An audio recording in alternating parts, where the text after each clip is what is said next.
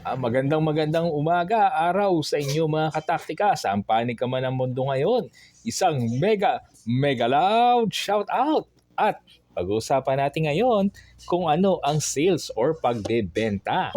Ibig sabihin, ang pagbebenta o bentahan, ang kabuuan ng nilalaman nito ayon sa negosyo ay nangangahulugan na isang proseso ng pagpapalitan ng produkto o serbisyo na may halaga sa pera o iba pang mahahalagang bagay.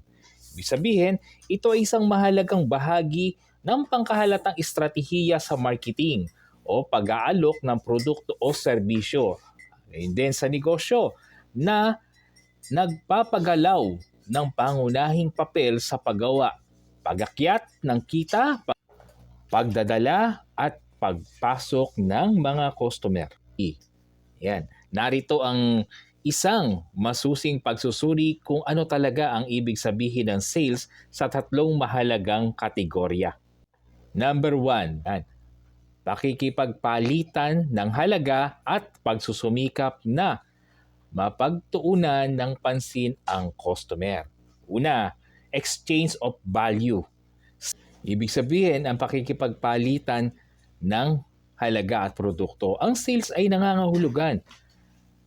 May nagaganap na palitan ng halaga sa pagitan ng nagbebenta at ng bumibili, kung saan ang produkto, serbisyo o solusyon ay inaalok na kapalit ng pera o iba pang mahahalagang bagay. Customer-centric approach. Pagsusumikap, pagbibigay pansin sa mga customer. Ang epektibong sales o pagbebenta ay nakatuon sa pag-unawa at pagsagot sa mga pangangailangan, kagustuhan at mga hamon na hinaharap ng customer. Ito ay nakasentro o tumutukoy ayon sa pagbuo ng ugnayan at pagbibigay ng solusyon na nagdadagdag halaga sa kapakinabangan ng customer. Next one, komunikasyon at paggawa ng kita.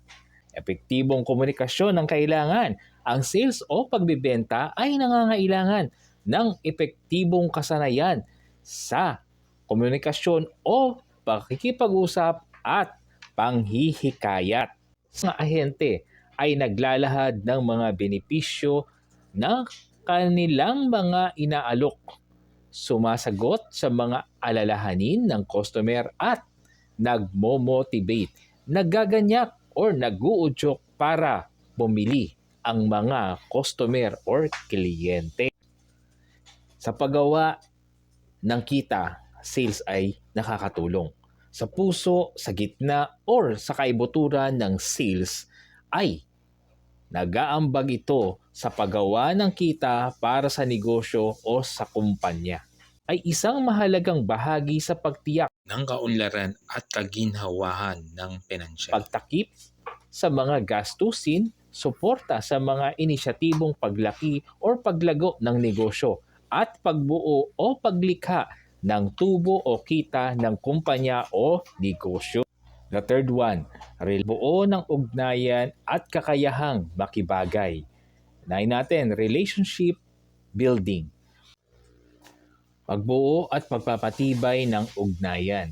Ang pagbuo, pagpapatibay at pagpapanatili ng malalim na ugnayan sa mga customer ay mahalaga sa sales.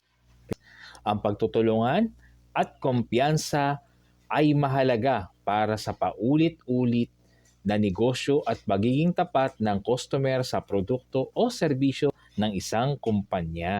Ang matatagumpay na mga profesional na ahente sales ay marunong makibagay, may maayos na pamamaraan para tulungan ang iba't ibang mga customer sa industriya at sitwasyon. Bilis silang tumutugon sa feedback at sa mga pagbabago sa merkado na nag-a-adjust ng kanilang mga estratehiya ayon sa kinakailangang sitwasyon o kaganapan.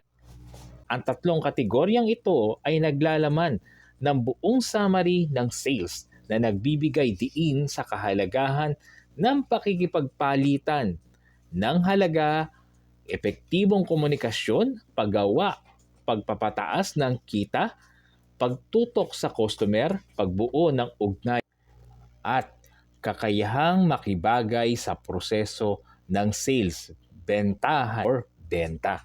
At yun ang tatlong kategorya na kumakatawan sa sales, sa negosyo o sa kumpanya.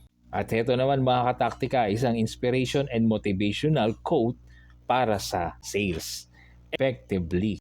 Ibig sabihin, bawat benta ay may 5 pangunahing hadlang.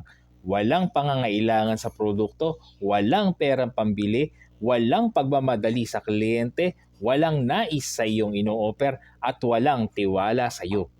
Isang kilalang tagapagsalita na nagbigay ng inspirasyon na bibigyang diin ang mga karaniwang hadlang sa pagbebenta at hinahamon ang mga profesional sa pagbebenta na maayos na harapin ang mga pangunahing aspeto na ito ng epektibo.